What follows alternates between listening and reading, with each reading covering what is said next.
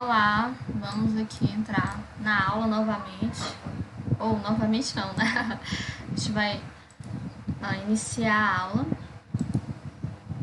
A gente vai falar sobre calor e temperatura, pessoal. O calor, ele tá sempre envolvido aí no nosso cotidiano. Por exemplo, você usa muita expressão, tá fazendo calor hoje, né? A gente vai descobrir que essa expressão, ela tá errônea. O calor, pessoal, ele pode ser tanto um agente transformador como também um produto. Agente transformador é quando ele produz energia elétrica aí nas termoelétricas, ou um produto, quando, por exemplo, na placa solar você usa a radiação solar para aquecimento, né? O calor, sempre ele está envolvido aí com o ser humano. Todos os dias a gente tem trocas de calor. Inclusive, a descoberta do fogo, né, ela foi, assim, nos primórdios da humanidade, aí na época dos homens das cavernas, foi uma descoberta, assim, crucial para a evolução humana. Evolução no sentido, assim, para desenvolvimento de potências mecânicas, assim.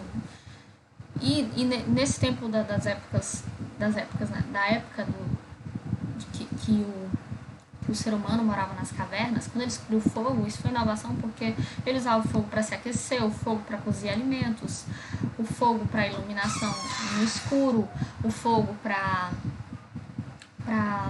se proteger de animais, enfim. A gente vai falar de calor e temperatura hoje. A termologia, ela é que estuda calor e temperatura.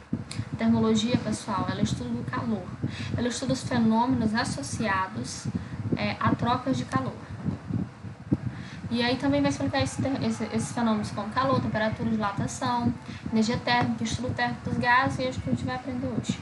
E a termologia, ela se desenvolveu lá com os gregos, como toda a ciência, né? A filosofia, a medicina, né? Todas as ciências, elas se desenvolveram no berço da ciência, se desenvolveu aí com os gregos. Quente ou frio, pessoal? O que é isso? Quente ou frio, pessoal, são percepções sensoriais, é uma sensação térmica. Por quê? Porque é o que você percebe, contato, e é algo empírico. Tudo que é empírico não é científico, porque é algo que você descobre com a experiência, né? Experiência empírica é uma experiência comum, do senso comum. Por exemplo, eu pego um objeto, que está fria, outra pessoa pega e diz que está quente. Como um objeto pode ser frio e quente? Por exemplo, essa panela aí, ela tá a 100 graus Celsius, né? A água, ela é entre ebulição a 100 graus Celsius. E a superfície do Sol é cerca de 5.778 Kelvin. Pessoal, em comparação a essa panela com esse Sol, a panela tá fria. Ou como pegar, por exemplo, aqui eu tenho gelo em comparação à Torre Eiffel, né? Na verdade, não é a Torre Eiffel, na verdade. Um cubinho de gelo desse em comparação com esse clima frio aqui do inverno, né? De Paris. Com certeza ele vai estar, em relação a esse que está muito frio, esse aqui está... Se compararmos duas coisas frias, esse aqui está quente em comparação a esse, né? Uma praia que a gente chega, a gente diz que está quente, mas em comparação ao sol, ela está fria.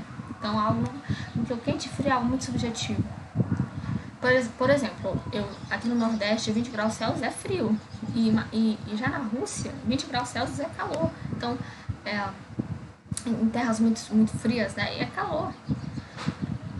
Então, o quente e frio é algo muito relativo. Não tem como você quantificar e dizer ao certo, isso é quente, isso é frio. Para isso, como ele não é grandeza física, para isso a gente desenvolveu a gente não, né? Eu não. Foi desenvolvido cientistas do estudo da temperatura, né? Para poder quantificar a temperatura não é calor, mas para poder quantificar aí ao certo se algo é quente ou se algo é frio. Mas aqui a temperatura ele não é algo que você não pode calcular, você calcula.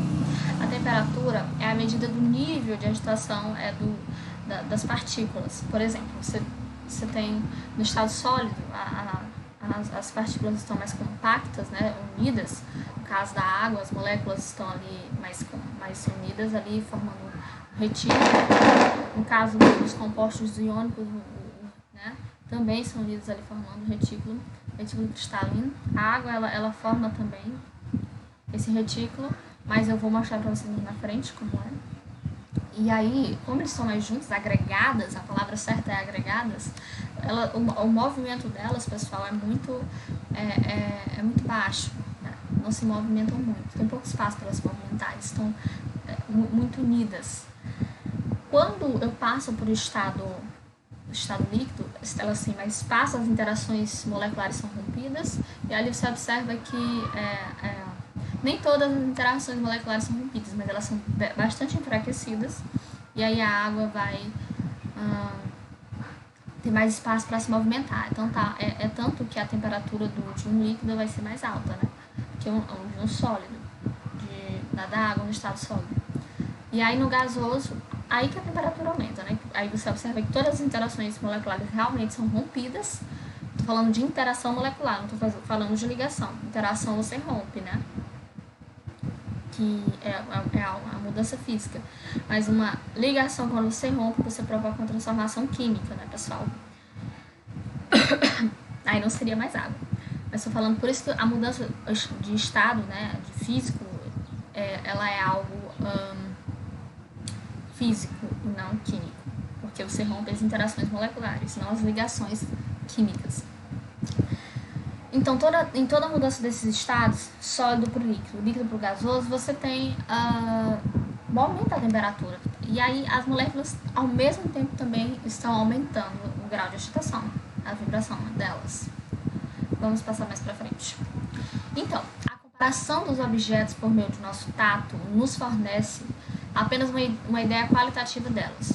Para que a temperatura possa ser considerada uma grandeza física, é necessário que saibamos medi-la de modo a ter um conceito quantitativo dessa grandeza. Então, qualitativo, se é quente ou frio, quantitativo, se eu vou poder medir isso. É isso que realmente interessa. A temperatura você consegue medir. E aí, os medidores de temperatura são exatamente o que? Os termômetros. E os termômetros, eles têm algo que as substâncias que ficam dentro do termômetro, elas têm, né, o material que fica dentro do termômetro, eles têm o que a gente chama de grandeza termométrica, que é a capacidade de variar volume e pressão de acordo com as variações de temperatura.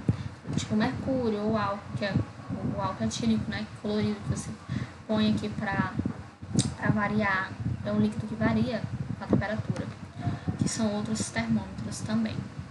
Esse aqui é um termômetrozinho de bebê, que bebê põe na boca, né? Imagina pra você, pra nós adultos, pra gente ficar com isso aqui debaixo do braço é ruim, imagina pro bebê. Então, quando efetuamos uma medida, utilizamos um termômetro. O que observamos não é de fato a temperatura, mas a variação de uma grandeza que varia com a temperatura. O grau de agitação das moléculas varia com a temperatura, pessoal. Na verdade, a temperatura varia com o grau de agitação das moléculas. A temperatura é a medida indireta do grau de agitação das moléculas. E a gente vai falar do termoscópio de Galileu. Pessoal, o termoscópio, ele só serve para comparar duas temperaturas. Como? Na época de Galileu, em 1592, ele não tinha escala. Ele simplesmente usou esse bulbo aqui de vidro para comparar temperaturas, para saber se uma estava maior que a outra. O primeiro dispositivo de que se tem notícia, né, foi construído por Galileu em 1592, esse aqui. Ele consistiu em um bulbo de vidro terminado por um tubo fino.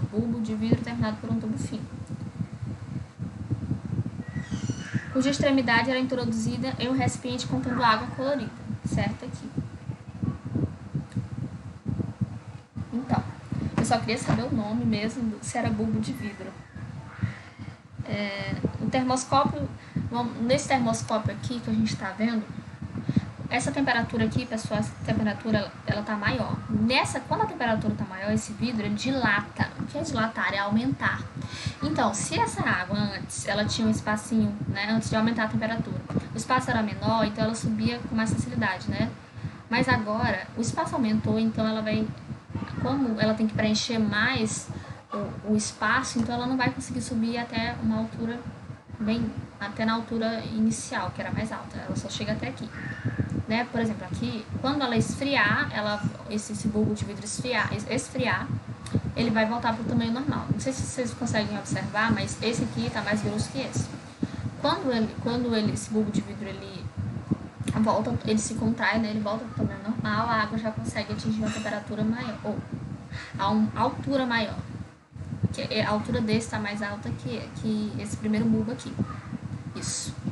Então, com isso ele comparava se uma temperatura estava maior ou mais baixa.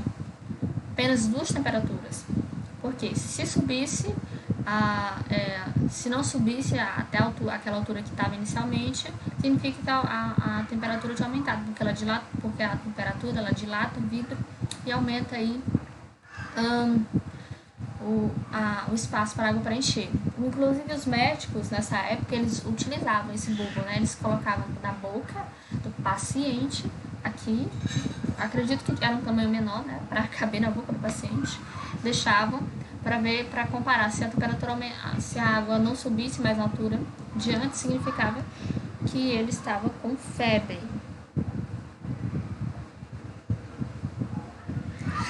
No termoscópio de Galileu, as variações de temperaturas eram indicadas pela dilatação ou contração de uma massa de ar.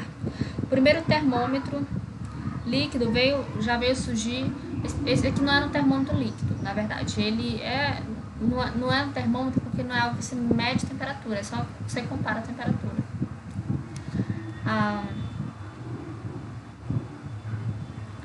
Já para tornar possível a medida de temperatura, pessoal, surgiu aí Celsius. O que Celsius fez? Celsius pegou dois termômetros, estão vendo aqui, e aí ele colocou o primeiro termômetro dentro de aqui é um recipiente de vidro, dentro do recipiente de vidro contendo gelo e água. No momento em que esse gelo começou a derreter, virar líquido, né, o ponto de fusão, ele anotou e classificou como zero, ele denominou 0 graus Celsius. No outro caso, ele colocou o termômetro dentro da água fervendo. Dentro do recipiente de água. No momento que a água começou a ferver, ele definiu esse ponto como ponto de ebulição. Ponto de fusão 0 graus Celsius, ponto de ebulição 100 graus Celsius. Entre 0 e 100, ele dividiu em 100 graus, então ficou de 0 a 1, 1 grau, de 1 a 2, 2 graus, até 100. E aí, por isso que a escala dele, se vocês podem achar também na internet, é definido como a escala centigrada. Então, a escala de Celsius, ela tornou-se bem aceita porque ela era bem reproduzível, né? Em ciência você tem que reproduzir algo que você tem que conseguir fazer. Nenhum teste ele é aceito só com um teste, você tem que fazer vários testes para comprovar. E aí, também, além de ser simples, era baseada em coisas em pontos que você sabe que existe, né? Que é o ponto de ebulição, o ponto de fusão e o ponto de ebulição. É algo que no nosso cotidiano nós observamos isso. Naquela época isso foi inovação, pessoal. E no século XVI ainda nem existia energia, nem existia ainda nenhum termômetro assim tão evoluído assim como o de Celsius. Na verdade existiam outras escalas termométricas, mas o de Celsius foi bem aceito. Na escala de Celsius, o ponto 0 indica a temperatura em que a água permanece em seu estado sólido, gelo, 0 graus Celsius, pessoal, a água está em estado de gelo. A gente vai ver, pessoal, que não só a escala de Celsius foi aceita, na verdade, eu me equivoquei. Tanto tem a escala de Fahrenheit, tem de Kelvin ainda, também são bem aceitas. E vão indicar a mesma coisa, são baseadas no ponto de fusão e ebulição, só mudam os valores. Então, continuando aqui, na escala Celsius, o ponto 0 indica a temperatura que a água permanece no estado sólido, gelo, e que ao mesmo tempo com o seu estado líquido. Então, pessoal, 0 graus Celsius, se aumentar a temperatura, a água vai para o estado líquido. Se aumentar, Se eu não aumentar, né, se eu continuar com 0 graus Celsius, ela continua no estado sólido. Porque essa temperatura, ela é a temperatura máxima para que a água fique gelo e a mínima para que a água vire líquido, né? É a temperatura que vai haver essa mudança aí de estado físico, de agregação das moléculas. E 100 graus Celsius é aquele que coexiste o estado gasoso e líquido. Então, assim como 0 graus Celsius coexiste gelo e líquido, né? 100 graus Celsius vai ser do líquido para o gasoso. Quando chega essa temperatura, ela começa a evoluir. Nessa temperatura não vai aumentar, enquanto toda a água não se transforma em estado gasoso. É o que a gente aprendeu aí em substâncias e misturas, né? Enquanto todas as moléculas de água não ficarem em estado gasoso, essa temperatura não vai variar. É uma característica de substância pura, pessoal. Quero que vocês lembrem disso bastante. Então, em 100 graus Celsius, se aumentar em 100 graus Celsius a água vai ebulir. Em 100 graus Celsius, se eu diminuir a temperatura, a água vai continuar líquido. Agora a escala de Kelvin, pessoal, a mesma coisa, só que a diferença é que Kelvin ele encontrou uma temperatura mais baixa do que o 0 de graus Celsius, de Celsius, né? Kelvin ele encontrou, pessoal, o zero absoluto, que é a menor temperatura, que é menos 273 graus Celsius. Em Celsius, né, menos 273, mas isso em Kelvin é zero. É por isso que você não tem temperatura negativa em Kelvin, pessoal. Kelvin é uma temperatura absoluta. Você não vai ter graus e nem números negativos. Então, quando eu tenho 0 Kelvin, eu tenho menos 273.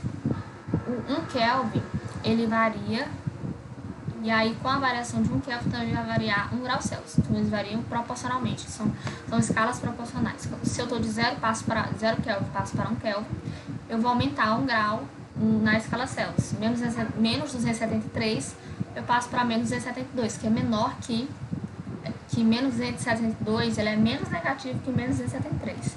De 1 para 2 Kelvin, eu passei de menos 273 a menos 271 graus Celsius.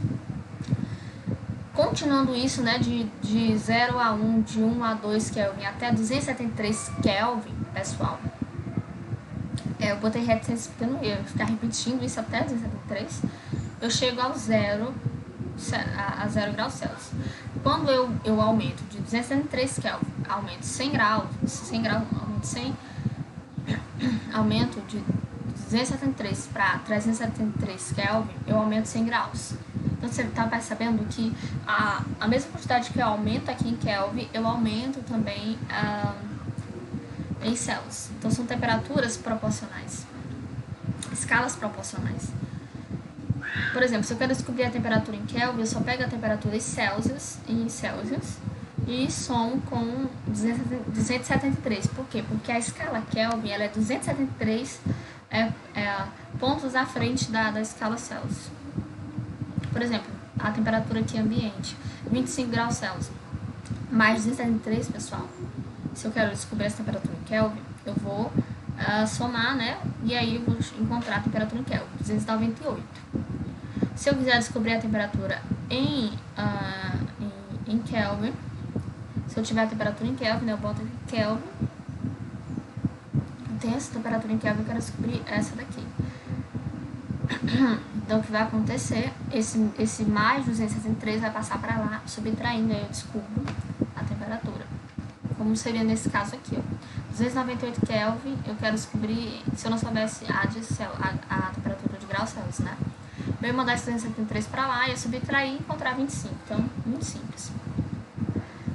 Pessoal, o zero absoluto não é a temperatura que a matéria para. A matéria ela não para. Mas sim, é quando a matéria, quando corresponde aí à situação de energia cinética mínima de átomos e moléculas. Ou seja, a energia cinética, todo mundo sabe que é energia de movimento. Então, é o movimento mínimo que as moléculas estão fazendo. Se ela, por exemplo, se ela estava em um grau de estação alto, uma temperatura alta, O zero absoluto vai ser quando a temperatura é igual a zero.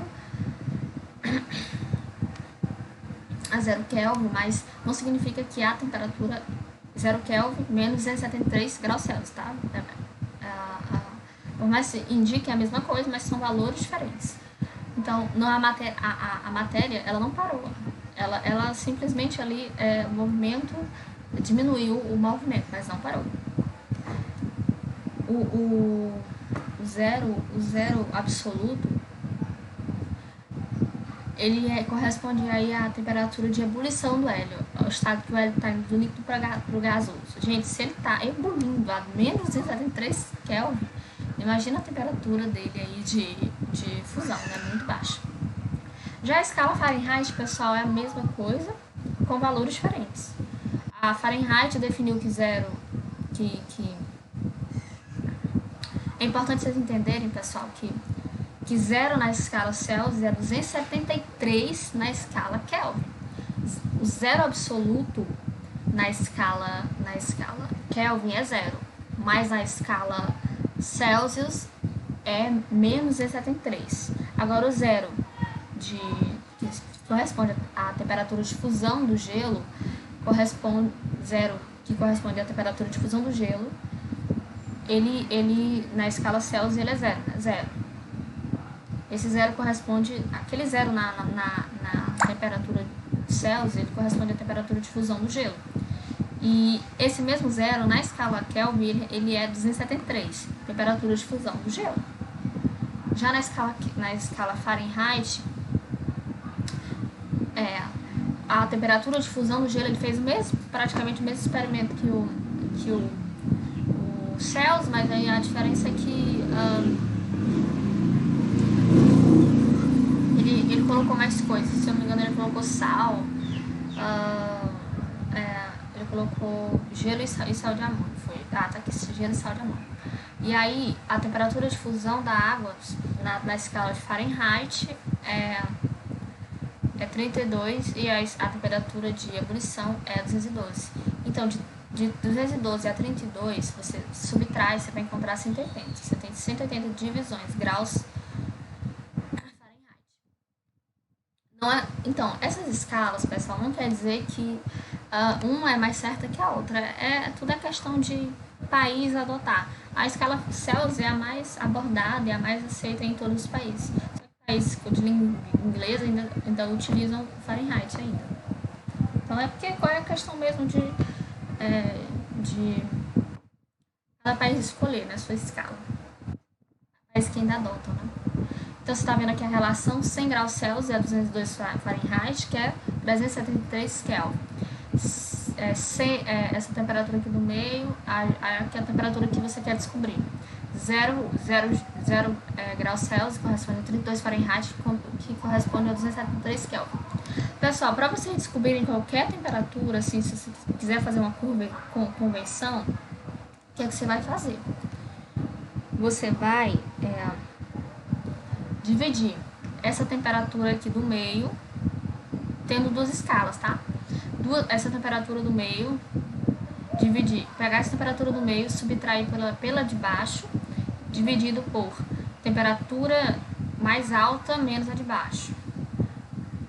Igual a temperatura do meio menos a temperatura mais baixa e a temperatura mais alta menos a temperatura mais baixa. E assim também você vai para a escala Kelvin, se você quer fazer uma conversão, né?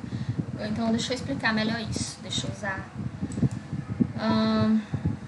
usar aqui uma caneta. Vamos lá, pra gente entender isso. É porque eu quero explicar pra vocês de onde é que veio essa fórmula aqui. Ó, se eu pegar... Essa fórmula tem no livro de vocês, pessoal. Se eu pegar... eu quero descobrir essa temperatura C aqui, ó.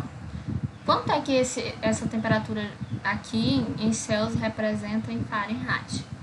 Por exemplo, eu vou pegar C, que é a minha temperatura em Celsius, TC, eu escrevo super mal no PowerPoint.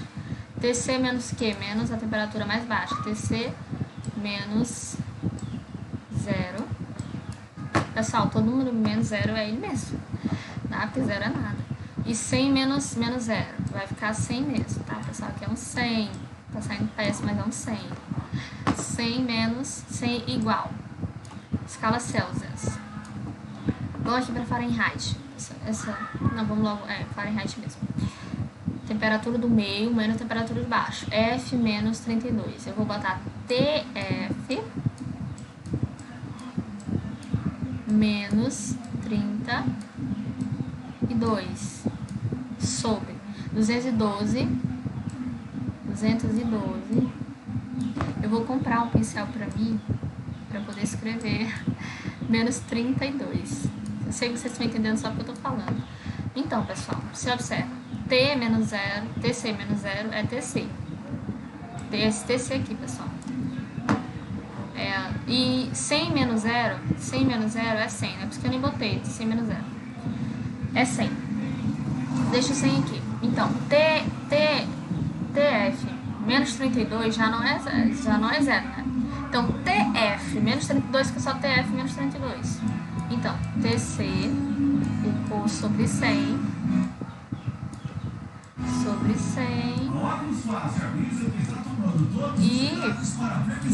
e a temperatura em Fahrenheit ficou, a gente está fazendo aqui estudo de conversões, menos 32. Gente, estou escrevendo muito mal. E aqui ficou 212 menos 32. Vai dar o quê? 32 menos 12 dá 20, 200 menos 20, 180. Então, se eu quiser converter aí, então, de Celsius para Fahrenheit, o que é que eu vou fazer? Eu tenho a temperatura em Celsius, por exemplo, 50 graus Celsius. E aí eu quero, né? Aqui, vou apagar isso porque eu tô com vergonha. Tô com vergonha do estrago que eu tô fazendo aqui. Vamos lá. Então, se você observar, aqui tem 100, aqui tem 180, né? Aqui simplesmente, pessoal, foi só uma simplificação. Por quê? Você pode ir simplificando aí com números grandes. Se você dividir por 10 aqui, ó, 180 por 10 vai dar 18. 100 por 10 vai dar 10. Quer dizer, 100 por 10 vai dar 10. Né? Dividido por 10, que deu 18, aqui deu 10. E aí, depois, 18, não divide aí por... Divide por 2, né? 18 por 2, 9. 100 por 10 por 2 dá 5. Então, a gente chegou aqui nesse número. Nesses números aqui, nesses denominadores. E aí, como são números... o 5 é ímpar, né? É um número primo, já que o 9 não é. Você consegue dividir ele por 3 ainda. Só que se eu dividir esse aqui eu tenho que dividir por esse também. Só que eu não consigo dividir esse, então deixa quieto. Então, assim chegou-se a essa relação. A mesma coisa para Kelvin. Só que Kelvin, como eu já expliquei, ele é mais simples para Celsius. Se você tem a temperatura em Celsius, que é em Kelvin, só soma. Por quê, pessoal? Vamos fazer aqui, ó. TC. Hoje não tem aula de exercício. A gente vai fazer aula de exercício mais na frente, porque senão a aula vai ficar muito grande, ainda tem muita coisa para dar. TF menos... Não, é Kelvin, né, pessoal? Kelvin menos 273. Vamos lá descobrir o porquê dessa relação. Por que eu só somo, né? Pessoal, a relação aqui de Kelvin é como? Do meio menos o menor, Q menos 273, né? TQ menos 273 está aqui. Aí o maior menos o menor. 373 menos 273. Eu tenho aqui, ó, de 373 para 273, eu só tenho 100 a diferença. Então, aqui teria que ter 100, né? Mas da mesma forma que eu fiz aqui, uma simplificação, eu fiz aqui, ó. Eu posso fazer que aqui embaixo também do Celsius não era 100, né? Era, pessoal, a gente não viu que aqui é uma simplificação. Então, você simplifica os dois lados aí. Você pode ir por 10, aí vai dar 10, e depois divide por 2, vai dar 5. Então, se você tem denominadores iguais aqui, ó, tanto dos dois lados da equação, você só pode cancelar, é muito simples. E aí, fica o quê? Fica só TC igual a TQ menos 273. E aí fica muito simples de calcular. Se eu tenho, por exemplo, uma temperatura Vamos lá, eu vou somar aí 35 graus. Se eu tenho uma temperatura qualquer, sei lá. Eu já falei 25, não, vamos lá, 35 graus Celsius, pessoal. Se tá em Celsius, né, igual a TQ menos 273, TQ, eu quero descobrir essa temperatura em Kelvin. Aqui menos 273, esse menos 273 passa pro outro lado somo com isso, que eu vou obter uma temperatura aí de 308 graus Kelvin. Não, pessoal, Kelvin. Desculpa pela letra, essa é o que temos para hoje. Borracha. Agora aqui, um exemplo, eu fiz a temperatura de Celsius para Fahrenheit. Sabendo que os termômetros de Nova York em um dia quente de verão acusam 104 Fahrenheit, aí você olha, meu Deus, aqui tá pegando fogo. Não, pessoal, é só escalas diferentes. Podemos obter a temperatura equivalente na escala Celsius da seguinte forma. Então, se eu quiser pegar de Celsius para Kelvin, você já viu. Se eu quiser pegar de Celsius para Fahrenheit, esquece essa parte aqui. Pensa só nessa. Ou se eu quiser de Fahrenheit para Kelvin, pensa só nessas duas partes, esquece essa, tá, pessoal? Então, eu tenho minha temperatura em Fahrenheit, eu quero descobrir em Celsius. Então, eu vou substituir aqui o Fahrenheit aqui, pessoal. E aí eu substituo 104 menos 32, vai dar o quê? 70, 74, 76. E aí você vai 76 aí dividido por 9, aí depois você multiplica aqui, tá? 76 dividido por 9, depois multiplica meio pelos extremos, e aí vai dar um total de 40 graus Celsius. Eu não quero fazer conta hoje, estou me poupando de conta.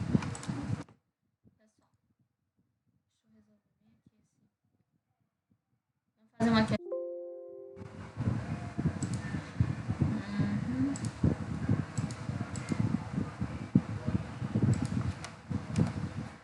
Vamos fazer uma questão.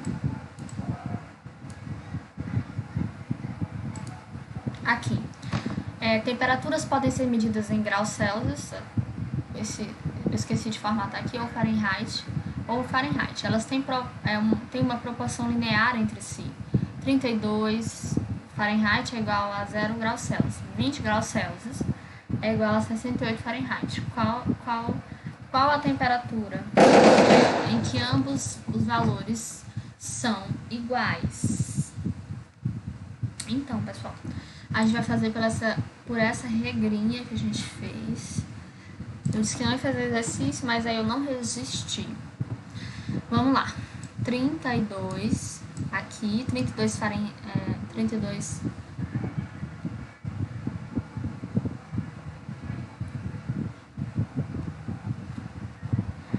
Fahrenheit é igual a 0 graus Celsius. E a 20 graus Celsius, aqui, vou botar aqui, 20 assim, o Celsius está aqui, tá, pessoal? Não errem. 20, peraí, deixa eu arrumar aqui. Quero uma borracha. Gente, eu tenho que ter uma canetinha, porque o sistema aqui tá difícil. Então, 20 graus Celsius é o quê? É 68 Fahrenheit. Vamos lá. Primeiramente, como eu quero descobrir uma temperatura que eles sejam iguais, então é uma incógnita, né? Então tem que ser XX. Vamos lá. Metade, vamos lá. Em cima, X menos 32. E depois 68 menos 32. Esse valor aí a gente já sabe que vai dar, pessoal, o que? 36. 60 menos 30 é 38 menos 2 é 26. Que é igual a... Não resolvi essa questão ainda, eu tô resolvendo agora. Vamos lá. X menos 0. X menos 0. Sou péssima nesse mouse. E aí 20 menos 0, que vai dar 20. Então, pessoal, a gente só tem uma incógnita, então isso é muito simples. aqui vai ficar x sobre 20 e aqui x menos 32 sobre 26. Eu vou fazer o quê? Vou só multiplicar meio aqui cruzado, meio para os extremos, fica 36x igual a 20 vezes x e 20 vezes 32. Então, o quê? 2 vezes x é 2x. Então, se é multiplicado por 10, é 20, vai ficar 20x. 2 vezes 32 ia dar 74. Mas como você está multiplicado por 10, vai dar 740. Ok. E aí você pega esse 20. Como você quer encontrar esse valor de x, você transfere para cá, você sabe que vai dar 16, você é um bom aluno, vocês são bons alunos de matemática, o professor Raimundo Fontes, e aí você sabe, vai dar 16, vai ficar 16x sobre 16x, aqui tem um menos, tá pessoal, menos dividido, igual a menos 700, aí vai ficar o quê? X vai ser 700 dividido por 16. Vamos lá, que eu não quero.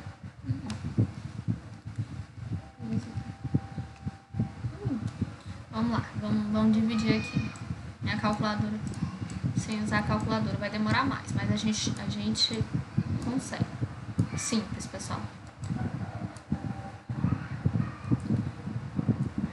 Pessoal, 4 vezes 16 é o quê? 64, né?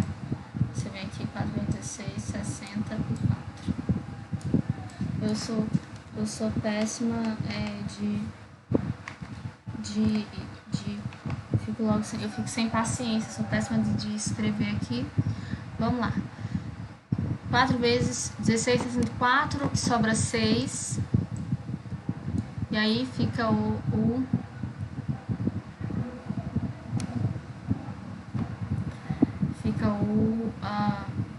sobra 6, baixo 0.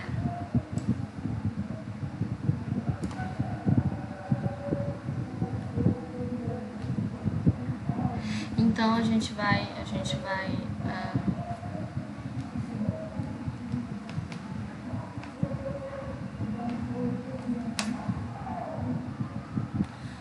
eu acho que eu pus alguma coisa errada aqui, eu fiz alguma coisa errada, porque a temperatura que eu tô calculando aqui não vai dar certo. É 700, né? Deixa eu ver aqui, vamos lá. Aqui tinha 20. Ah, não, pessoal, eu errei. 2 vezes 3 dá 6. Então, aqui dá 64, tá, pessoal? Me perdoe, eu botei... Eu vi... Eu não sei onde foi que eu vi esse... Vamos lá, vamos calcular de novo. Vai dar certo, tá, pessoal? Vamos lá, eu vi errado. 2 vezes 6... 2 vezes 32 vai dar 64. Então, você tem multiplicando por 10, vai dar o quê?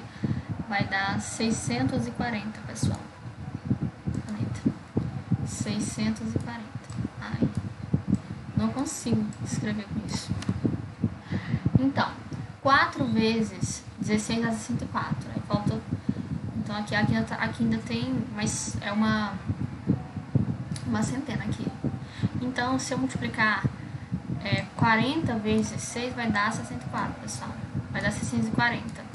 Então, a temperatura em que x, que essas escalas são iguais, é o que, pessoal? 40.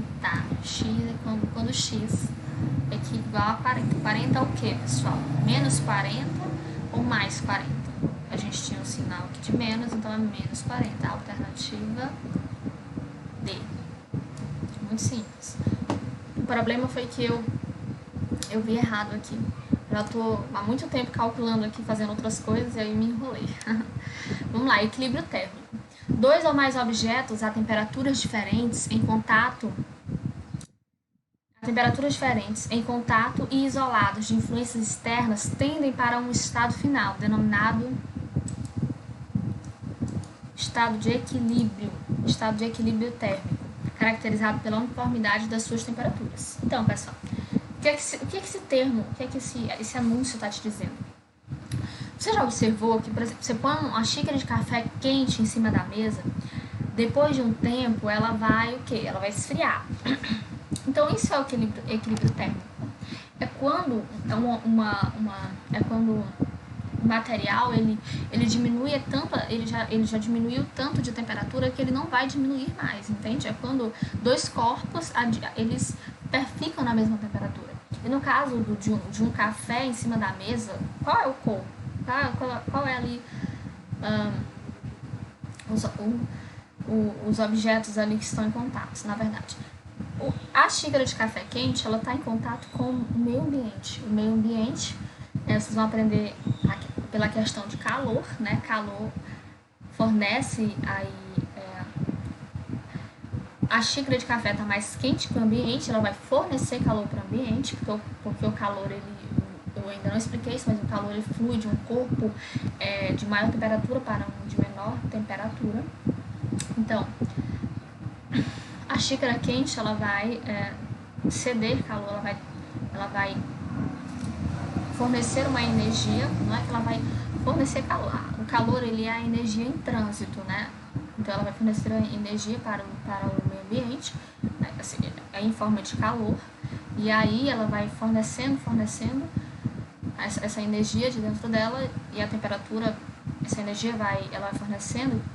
Quando a energia diminui, o grau de agitação das moléculas ele vai diminuindo também, e aí a temperatura vai diminuindo até que chega a um certo ponto em que as temperaturas tanto do café como do meio ambiente são iguais, ou seja, o café ele vai ceder tanto energia para o meio ambiente que ele vai ficar na mesma temperatura que o meio ambiente. Então, o equilíbrio térmico é isso, quando os dois corpos estão com as mesmas temperaturas, né? Desde que não tenha mais nada influenciando. No caso do café, ele só está tendo em contato com o meio ambiente. Dois ou mais objetos a temperaturas diferentes em contato. O meio ambiente está em contato com o café. Isolados de influências externas tendem para um estado final. Tendem, pessoal, já é algo assim natural, que vai acontecer mesmo. Denominado estado de equilíbrio térmico, caracterizado pela uniformidade, ou seja, uniformes são iguais das suas temperaturas, estão em iguais temperaturas.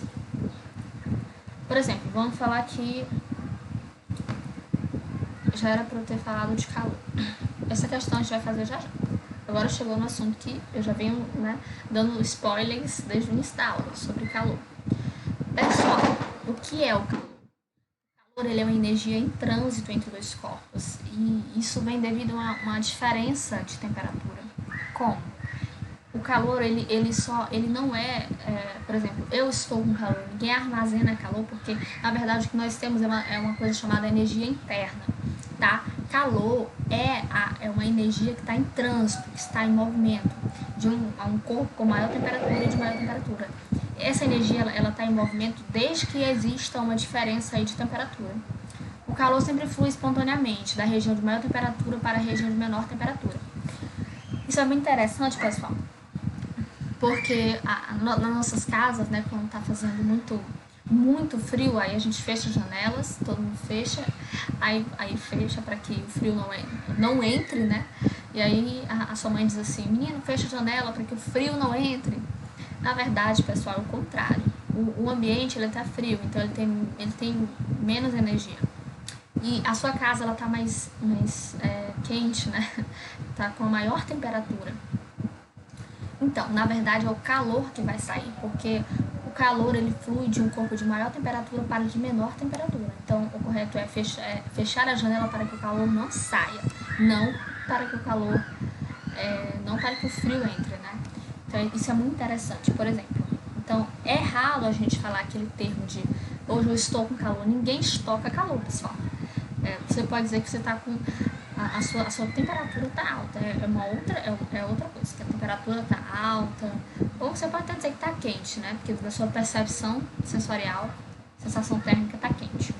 Mas não diga que está calor, porque o calor ele é uma energia em trânsito entre dois corpos. Por exemplo, eu vou pegar uma Coca-Cola deliciosa, ela está quente, eu vou colocar ela está na temperatura ambiente, eu vou colocar ela no gelo para que ela fique bem gelada. O que vai acontecer? Essa Coca-Cola vai passar a energia para esse gelo em forma de calor. Então, essa energia em trânsito é o calor. Pessoal, vai passar calor aqui para este gelo. Essa barra de ferro aqui, né, em uma alta temperatura, eu aqueço essa temperatura, por mais que seja o mesmo corpo, só que a extremidade, essa extremidade oposta aqui, ela tem menos, a temperatura dela tá mais baixa. Essa extremidade aqui, pessoal, ela vai fornecer calor para essa, entendeu? Como ele tem maior energia, ele vai passar essa energia térmica aqui para essa extremidade. E aqui, por exemplo, quando a gente está correndo muito, né, aqui que a gente fala, quando a gente está no sol, eu já falei isso, a gente diz, tá muito calor, né? Não é isso, pessoal. O tempo tá quente.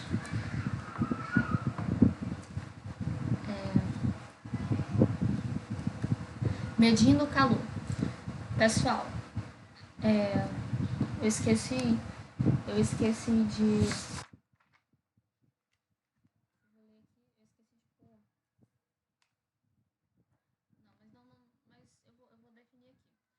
Eu falei pra vocês que o calor ele depende da massa e a temperatura ela não depende da massa. Rabi, explica isso. Vou explicar. Pensa numa panela. Você pensa numa panela aí, uma panela não, você pensa em 2 recipientes de vidro fervendo ao mesmo tempo. Primeiro tá 1 litro de água fervendo, o segundo tá 2 litros de água fervendo. Você põe o termômetro para olhar a temperatura e você de olhos fechados vai saber que já que a água está fervendo, ali está a 100 graus Celsius. A temperatura está a 100 graus Celsius, ou seja, a temperatura ela não dependeu da massa da água. Já o calor não, pessoal. Porque a quantidade de calor que você vai precisar para aquecer um recipiente de água de 1 litro é menor do que a quantidade de calor que você vai necessitar para aquecer um recipiente de 2 litros. Isso aí que vem, o nome disso, desse fenômeno, é o que a gente chama de, pessoal, muito interessante vocês entenderem, de capacidade térmica. Se um objeto recebe uma quantidade de calor, ΔQ, né, existe uma variação de calor, e a sua temperatura varia de ΔT, ou seja, se ela recebeu uma quantidade de calor Q, por que ΔQ, pessoal? Porque eu tenho o Q inicial, o calor que eu tinha inicialmente, e o calor final, que é após a minha variação, né? Isso aqui significa isso. Então, quando variou a quantidade de calor, variou também a temperatura. A capacidade térmica desse objeto é dada. A capacidade térmica é a relação entre a variação da quantidade de calor e a variação da temperatura, pessoal. Você tem a capacidade térmica. Então, você observa que varia. O calor ele varia com a massa. Eu vou explicar novamente. Imagina, você tem um recipiente aí de 1 litro de água fervendo e você tem um recipiente de 2 litros de água fervendo. Pessoal, o calor é energia em trânsito, você vai fornecer ali, né, que vai se movimentar. A chama, pessoal, observem essa chama aqui, vou mudar o ponteiro. Essa chama aqui, ela tá mais quente que a água, concorda comigo? Então, já que ela tá em maior temperatura, ela vai fornecer energia para esse sistema, né, em forma de calor. Então, se aqui for 1 litro de água, a energia que eu vou ter que fornecer para que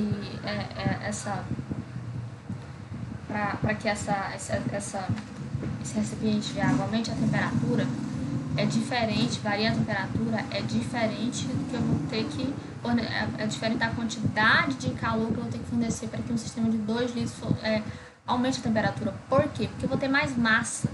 A temperatura não, a temperatura de 1000 litros de água ebulindo é a mesma temperatura, porque a temperatura ela não tem a ver com a quantidade de massa que eu tenho, ela tem a ver ali com o grau de agitação. Se as moléculas estiverem agitadas aí na quantidade agitadas na quantidade de temperatura de 100 graus Celsius, né, pessoal? Se elas estiverem agitadas aí ao ponto de já estarem entrando no estado gasoso, você sabe que é 100 graus Celsius, então ela não vai depender. Já o calor, ele depende. Então, por isso, calor e temperatura não são a mesma coisa, tá, pessoal? pessoal. Não é. Temperatura, você mede, você consegue medir a temperatura do ambiente, de um recipiente. Você consegue dizer que ele está com a temperatura de 100 graus Celsius, por exemplo, quando a água está ebulindo. Seu calor, ninguém consegue instalar, você não estoca calor, né? O calor é uma energia em trânsito. E aí também tem a unidade, tá?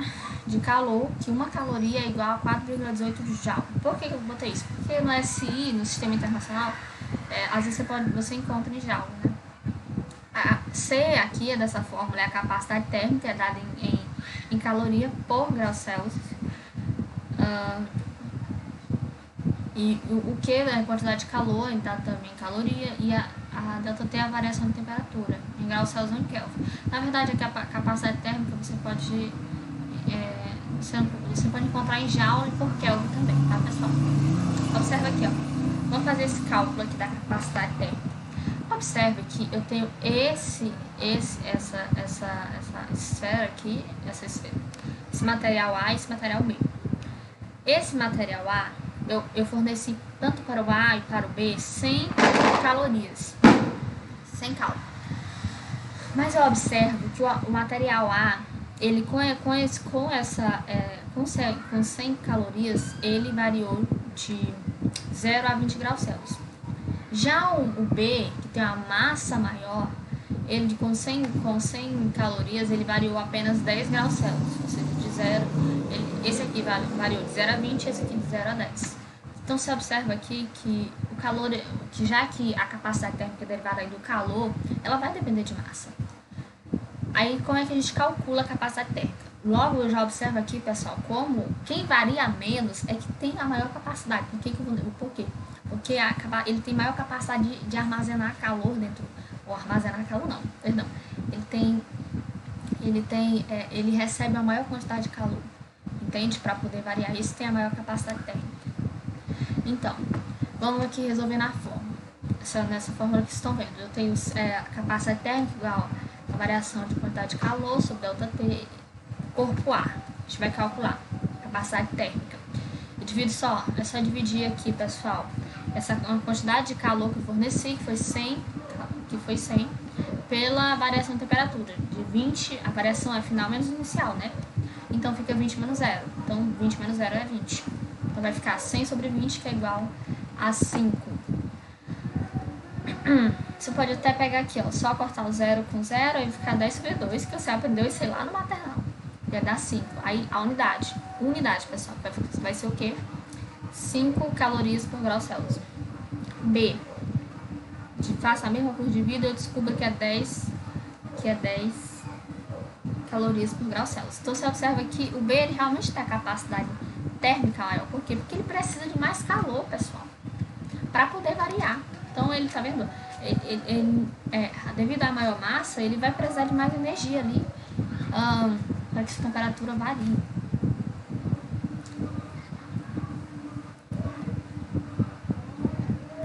Outra coisa muito interessante que eu amo, eu acho que eu amo química, eu amo matemática, né? Mas que química eu não sei porque eu não fiz matemática. Parece que eu não tenha pulso suficiente. Tá bom química já pra mim. Vamos fazer aqui. Vamos lá. Vocês estão vendo aqui esse gráfico? Pessoal, vocês podem descobrir a variação da capacidade térmica através de um gráfico, tá? Por exemplo, eu tenho o calor, a quantidade de calor variando com o tempo. Eu tenho aqui, por exemplo, essa quantidade aqui. Eu vou pegar o slide anterior para vocês verem como é verídico. Vamos pegar o corpo B, né? 100 calorias, aí variou 10 graus Celsius. 100, aqui eu tô em 100 calorias. Eu cheguei e variou o quê? 10 graus Celsius. Pessoal, quando eu monto aqui no plano cartesiano esses dois pontos, o que é que vai acontecer? Eu monto.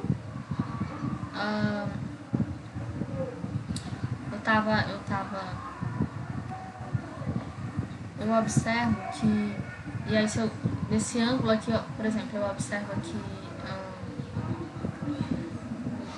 nesse ângulo aqui o tetra, Desse lado aqui eu vou ter o cateto oposto e o cateto adjacente. Isso significa o que, pessoal? O que é isso?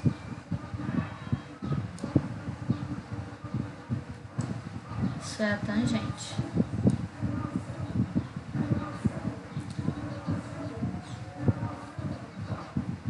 Tangente do ângulo.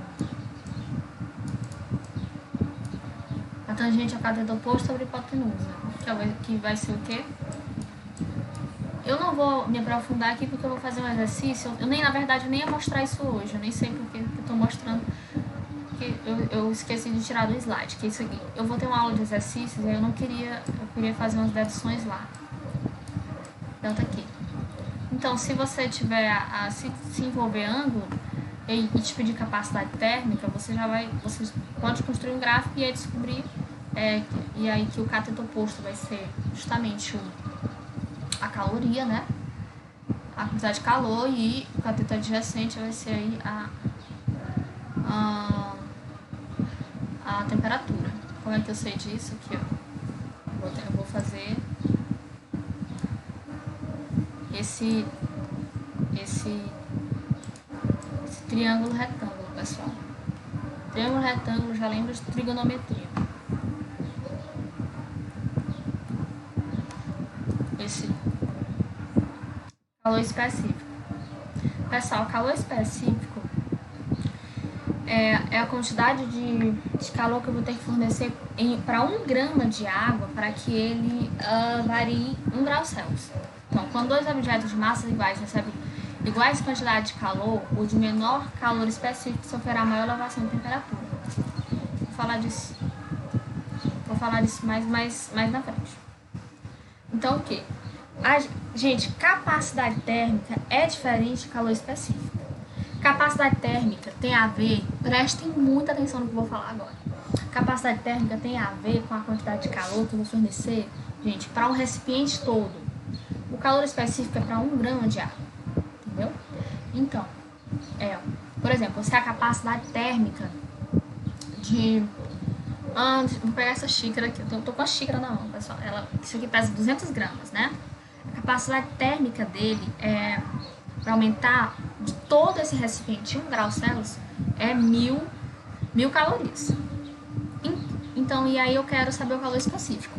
Eu vou dividir 1000 por 200 gramas. Cada grama, pessoal, que vai dar 5 calorias. Ok, bebês, na verdade. Então, vamos lá. Aqui, ó, o calor específico,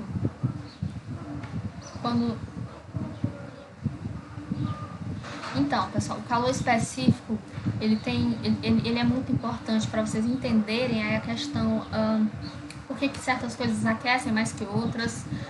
No início dessa aula, eu dei lá no quente ou frio, vocês vão ter um exemplo muito interessante sobre essa colher de metal e sobre colher de metal e a madeira, né? E sobre a madeira aqui, vocês estão vendo. Eu quero que vocês depois me expliquem o porquê que eu sinto que a colher de metal é mais fria que a colher de madeira. Eu quero que vocês me expliquem. Vamos lá. Ponteiro. Botei com a caneta. Ponteiro. Ponteiro a laser, pessoal. Eu tô aquecendo aqui essa água e eu tô aquecendo essa barra aqui, essa barra de metal aqui. O que vai acontecer? Eu observo que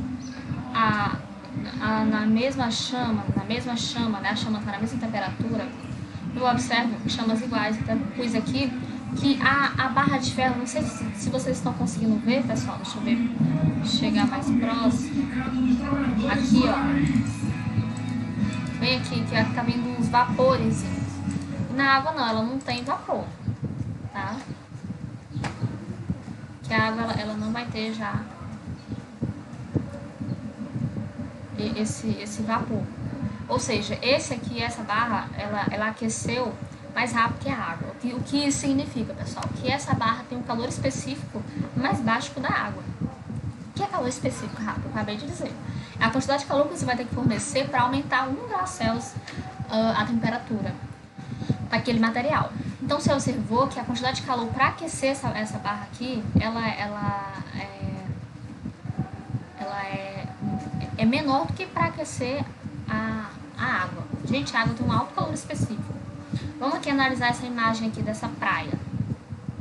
Vamos aqui. Foquem nisso aqui, pessoal. Observem. Se você já foi numa praia, né? Acho que todo mundo aqui já foi. Só a Raíssa que não foi. Vamos lá. A água, de dia ela é o quê? Ela é fria. E à noite ela é quente. E a praia, a areia da praia, de dia ela é quente e à noite ela é fria. Vou tentar explicar pra vocês. Por que a água à noite é quente da praia? Vou explicar. A água tem um alto calor específico, ou seja, você precisa de muito calor para poder fazer com que a temperatura dela suba. Então, durante o dia, a água passa o dia todo recebendo o quê? Radiação solar, pessoal. Muito calor.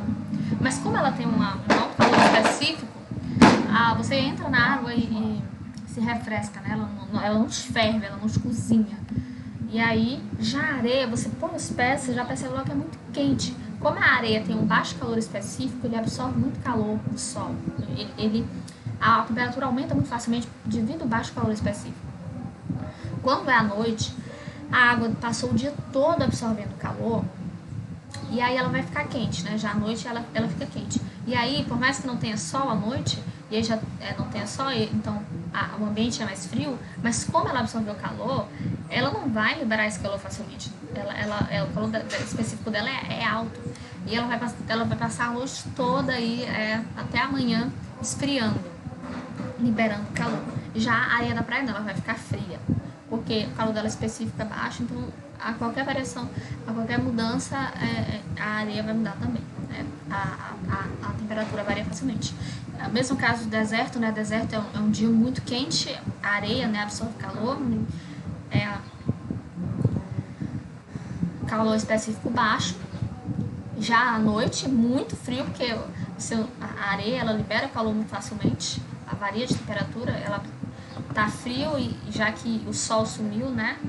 O sol na verdade não sumiu, né, gente? O sol não some. Não tem sol já durante o dia, à noite.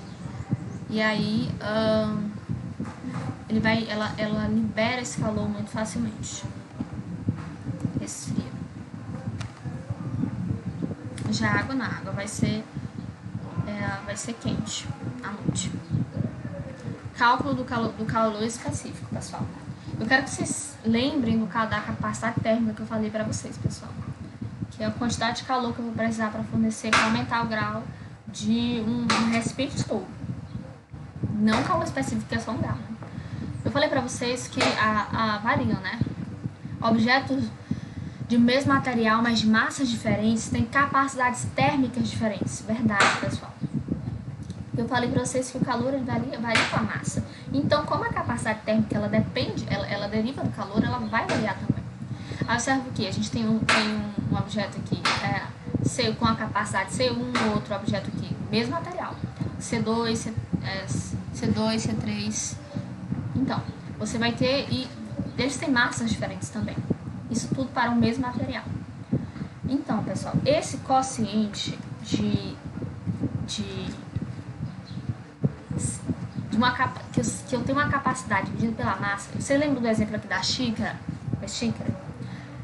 A capacidade térmica é para todo o recipiente, né? Para todo o recipiente. A capacidade, o cálculo do calor específico é para só 1 grama dele. Então, você vai dividir toda aquela capacidade térmica pela massa, que aí ele vai dividir por cada grama daquela massa. E aí você encontra o calor específico. Então, esse quociente, C sobre M, né, a capacidade térmica sobre a massa, ela vai te fornecer o calor específico, isso para o mesmo material.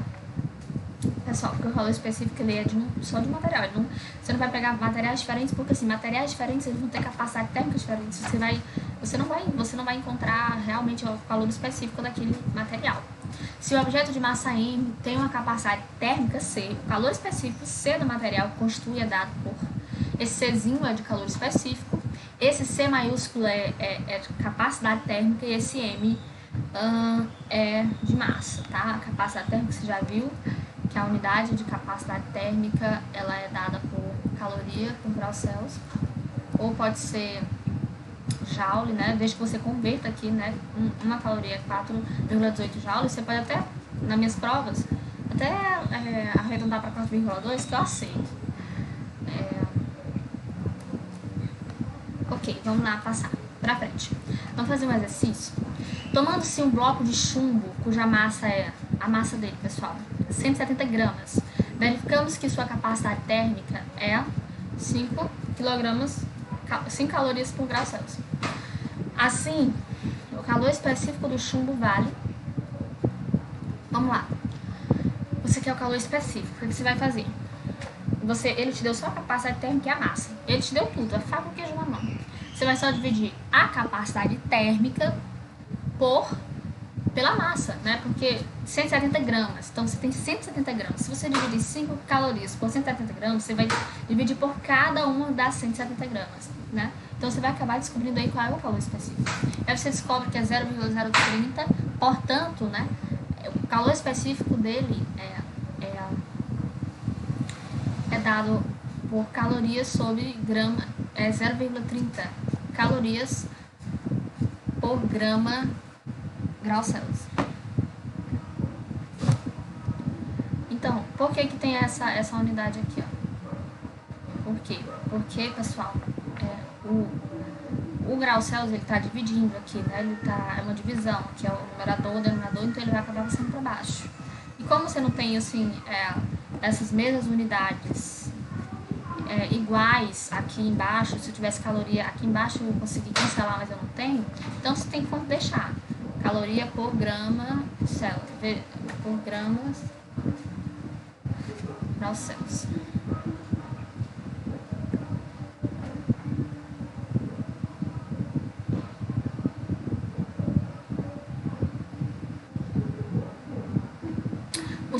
Mas só que vocês não precisam se preocupar muito com isso, pessoal. Porque os calores específicos você tem tabela. Eu nunca me prezei calcular muito, né? Só sei em provas de física. Mas calor específico você tem a tabela já. Cada substância ela tem um calor específico. Gente, substância, tá? Você mistura você não tem como... a mistura é como eu expliquei pra vocês. Como você tem... A mistura é uma mistura mesmo, você tem a junção ali de outras substâncias, cada um contém a sua propriedade, elas mesmo misturadas, elas vão ter suas propriedades específicas. Então, não é algo constante, né? É algo, na verdade, descontínuo. Calores específicos somente de substâncias.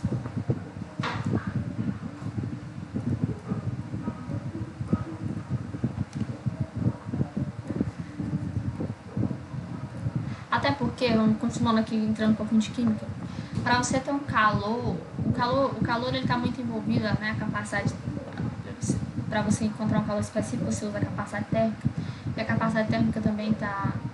E aí você tem que lembrar da questão de ponto de fusão, ponto de ebulição, que substâncias têm isso constante. E aí você lembra que ela nem varia, a temperatura nem varia quando ela está mudando de estado de agregação. Por quê? Porque a substância tem propriedades determinadas e constantes. Misturas não tem. Cálculo do calor absorvido por um objeto. Agora aqui, a gente fez o cálculo aqui. Agora eu quero saber quanto o objeto absorveu o calor. Como é que a gente vai fazer? Então, aqui você descobriu o calor específico, né? Aí a gente tem outra fórmula para calor específico, pessoal, que eu acho que até aqui é do livro de vocês, tá?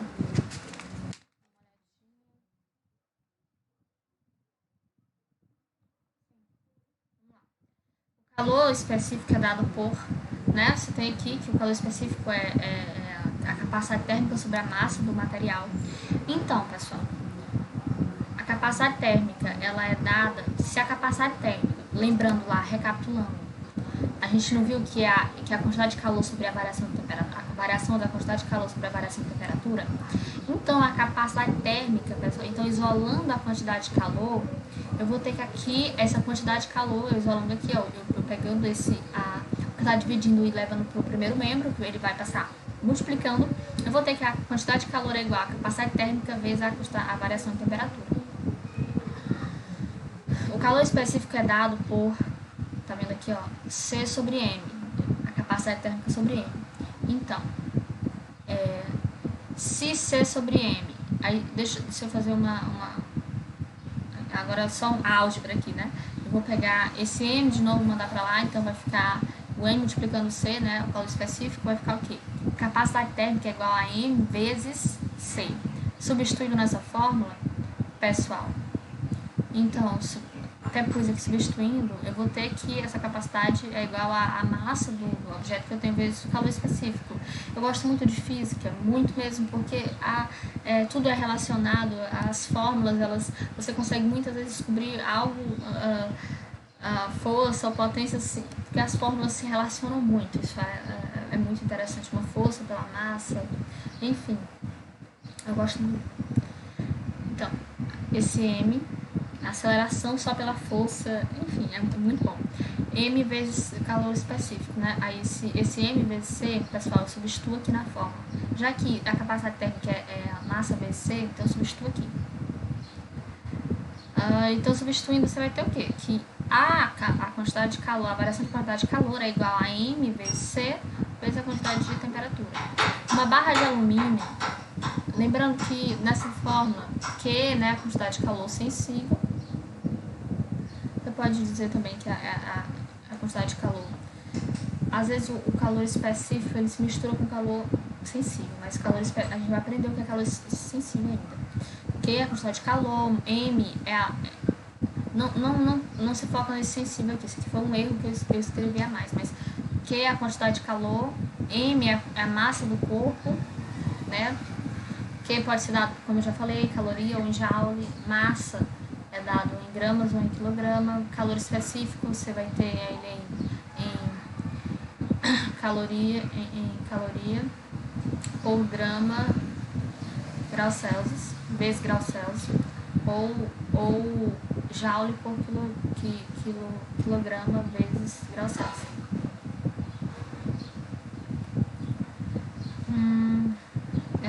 Eu sempre gosto de falar unidade porque física você trabalha muito com unidade, né? Tanto as exatas você trabalha com unidades para você poder medir.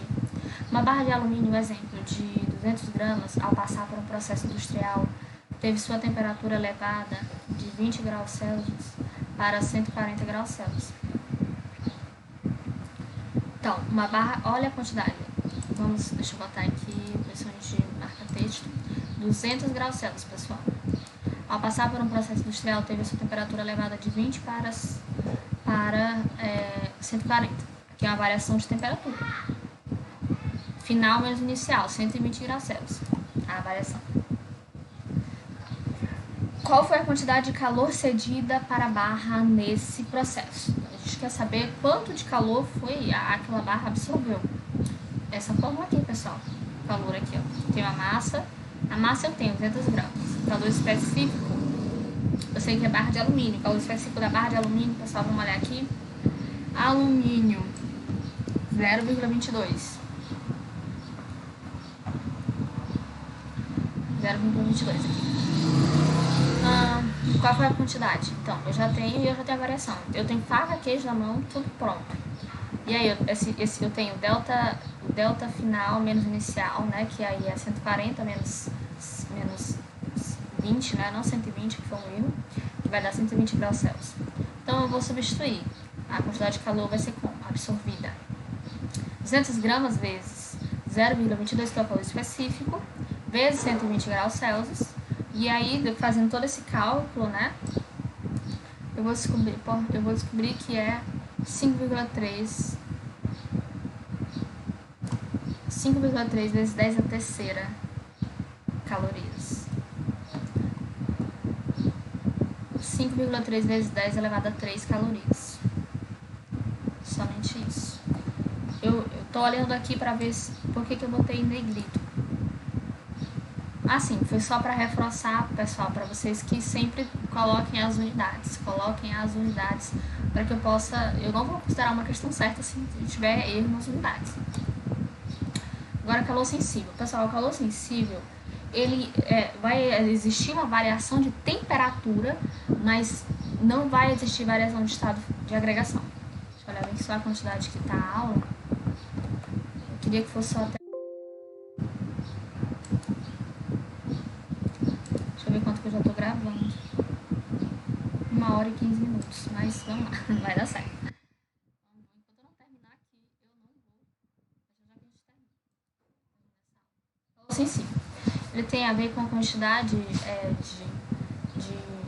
é a quantidade de calor trocada por um sistema que provoca nesse sistema apenas a variação de temperatura. Ou seja, você vai calcular a quantidade de calor que foi fornecido a um sistema que só causou a variação de temperatura dele. Essa fórmulazinha aqui, a mesma fórmula que N vezes C vezes a variação de temperatura. É por isso que aqui eu chamei de calor sensível, porque também você pode chamar que aqui ocorreu, que aqui é o calor que esse cálculo do calor absorvido por objeto também pode ser usado como calor sensível, tá? Essa fórmula também é do calor sensível, ou só a variação de temperatura.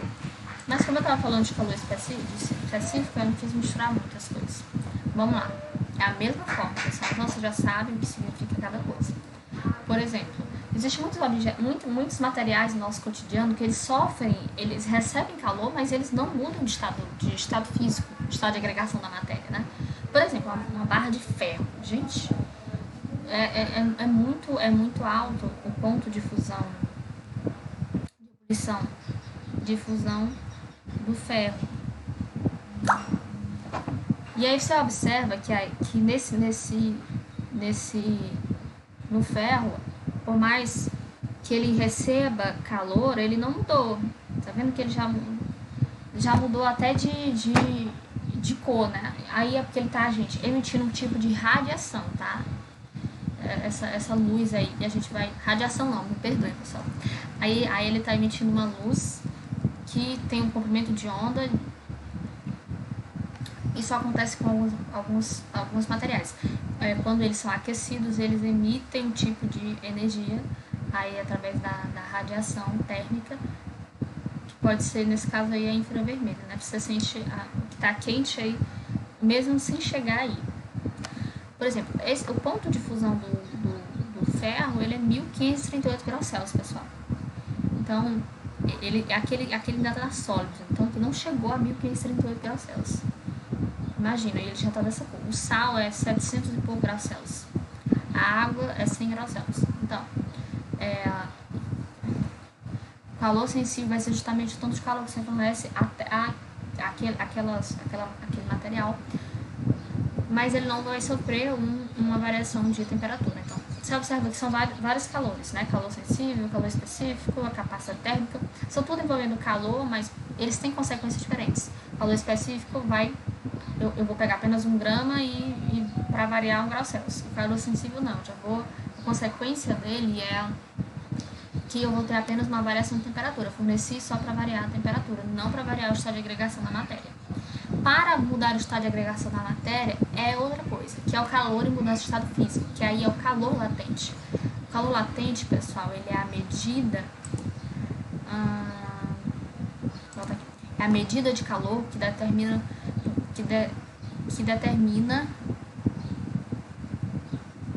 negócio errado, substância. Eu li errado, a medida de calor que determinada substância recebe em sua mudança de estado físico. Então é a medida de calor que determinada substância recebe em sua mudança de estado físico. Então você vai mensurar ali a quantidade de calor que uma substância recebeu para mudar de estado físico. A nossa aula vai encerrar nesse assunto, próxima aula de dilatação, mas vamos encerrar com chave de ouro. Vamos lá. Então, observa aqui, pessoal. Ela é dada só por QM vezes C vezes L. Q igual a M vezes L. Então, pessoal, você observa que o calor ele não depende de temperatura. Ele não varia com a temperatura. Por quê?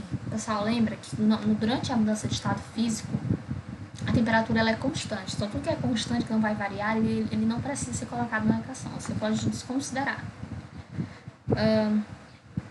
Aqui nessa equação, você também não vai ter calor específico, né? Você não precisa disso. Você vai ter só Q, que é igual a M vezes L. Deixa eu ver se...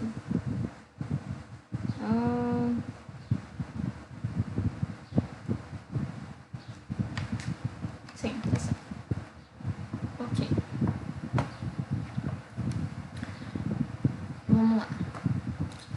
Por exemplo, vou explicar aqui para vocês entenderem, primeiramente, exemplificando. Você tem aqui a água no estado sólido, você tem ela em gelo, aí passa pela fusão. Pessoal, a água no estado sólido, o que vocês têm que pensar? A temperatura está baixa, o grau de agitação das moléculas está baixo, né? O grau de agitação das moléculas está baixo.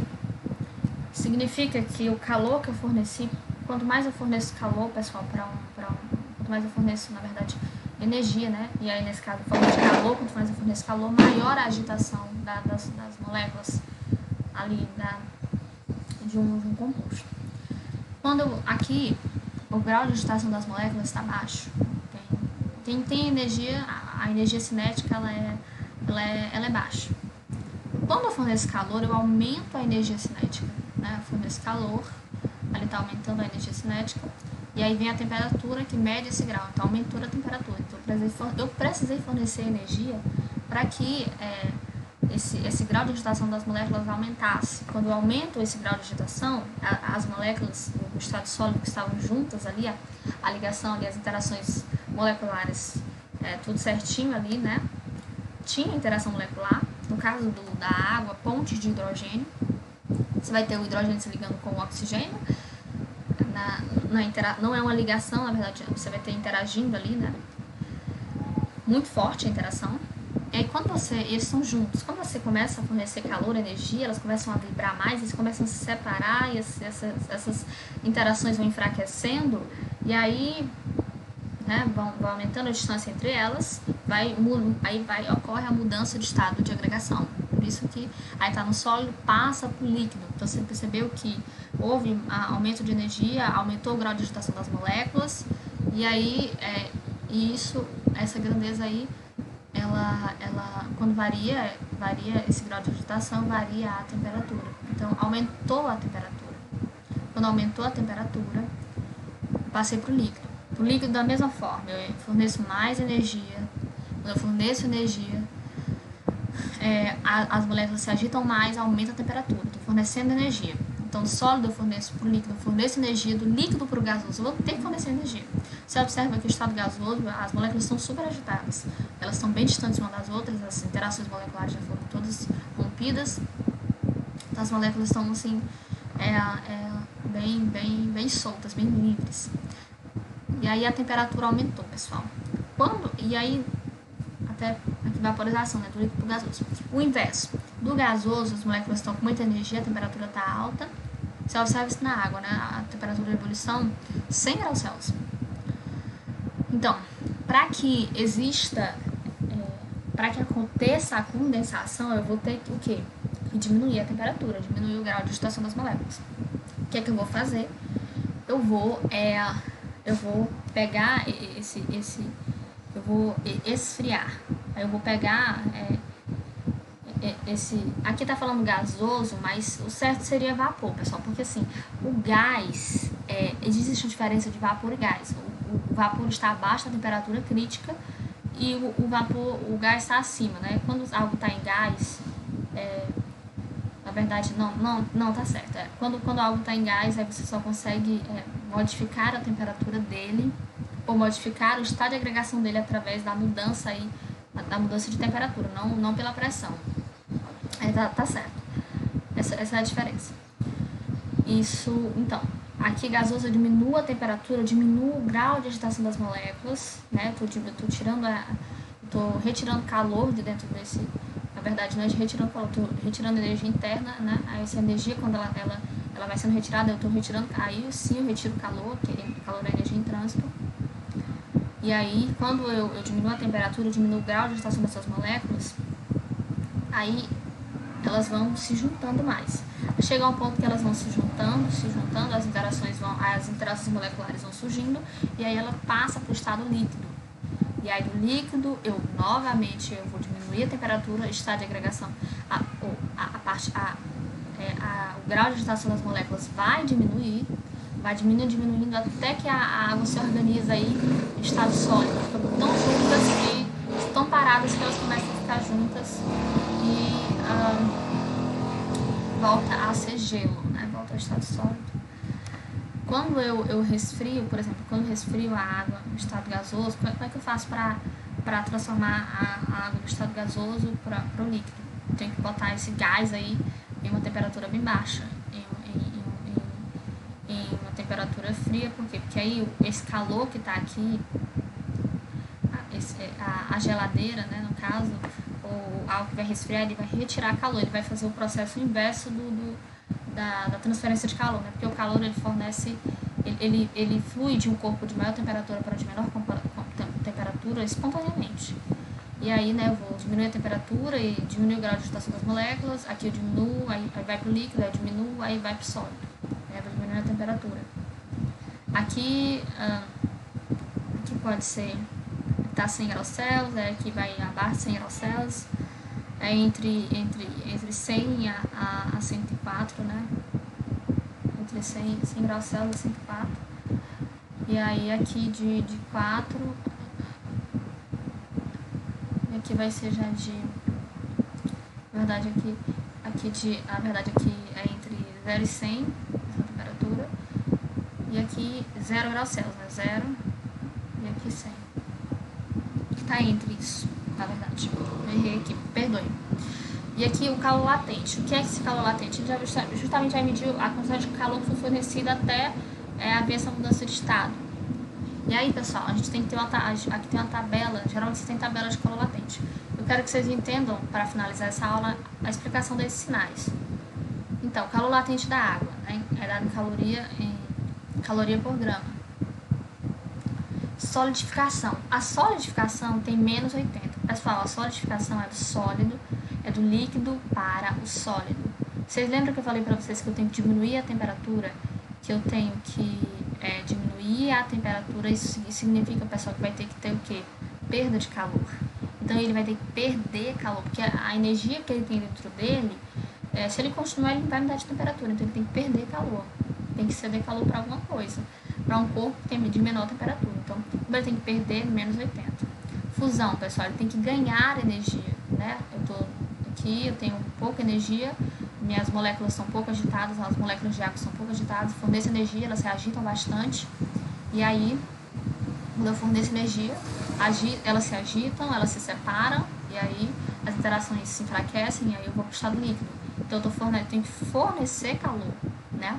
Então, como eu tenho que fornecer, mais 80. Tá vendo que é a mesma temperatura? É porque são propriedades inversas, né? Solidificação e fusão. Então,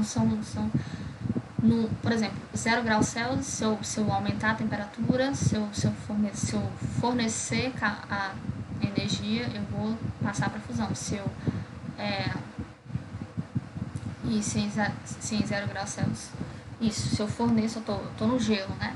Eu forneço energia para aquele sistema, eu vou passar para o líquido. Do líquido, se eu vou perder energia em forma de calor, eu passo para o sólido. Mesma temperatura ali, né? Então, vaporização é a mesma coisa, no estado de vapor, eu vou estar, para eu passar do líquido para o gasoso, eu tô uma certa energia, para o gasoso eu tenho que ter mais energia, então tem que me fornecer energia, mais 540. E aí na condensação, que é o inverso, só o sinal inverso, eu estou no gasoso, estado de maior energia ali, aqui, né, as moléculas são bem agitadas, eu vou ter que o quê? Perder calor, por isso é menos 40. A unidade será dada em caloria, tá, pessoal? Então essa foi a primeira parte, eu vou enviar a segunda parte logo, porque eu não quero que a aula chegue a 2 horas.